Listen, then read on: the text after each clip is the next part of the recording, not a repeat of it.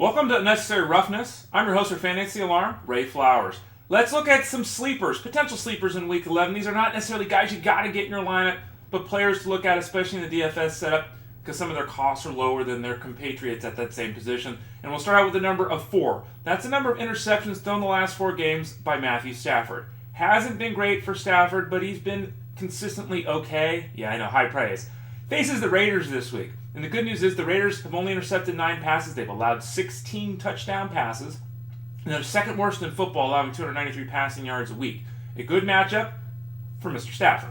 Second number today is 2.35. That is the number of yards per carry the last 2 games for Alfred Blue. Alfred Blue has carried the ball 26 times for 61 yards, folks. Terrible. Just terrible. Chris Polk is hurt. Why am I telling you about those 2 guys? Because Jonathan Grimes is a name to know.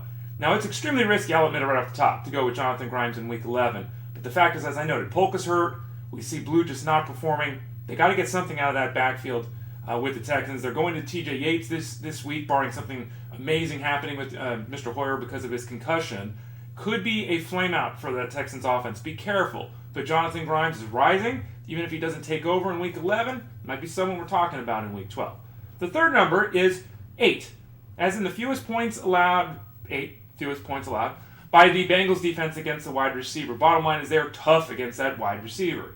Now, you look at the situation with the team they're facing, the Arizona Cardinals. What did the Cardinals just do? They went to Seattle and put a whooping on the Seahawks. They don't seem to really care right now about the opponent.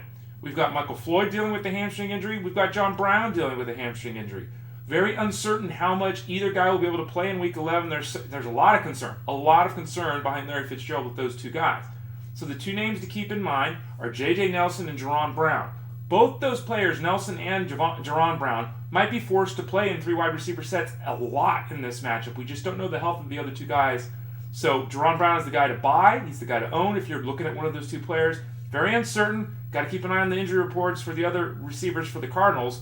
But those guys, Nelson and Jerron Brown, might have roles in Week 11. And then the final number is 75, as in the percentage of games the last 4 times out that Clive Wolford has scored a touchdown. Yeah, he's on the Raiders, in case you didn't know, and that means he's got 3 scores in 4 games.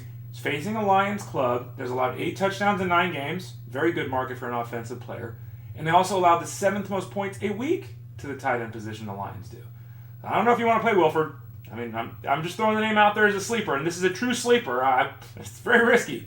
In the DFS game where the price is low, maybe you go for it, but the matchup certainly suggests that he'll have success against the Lions. This has been Unnecessary Roughness for FantasyAlarm.com. We have free rankings up. Go check it out. What's stopping you? Get over there, FantasyAlarm.com.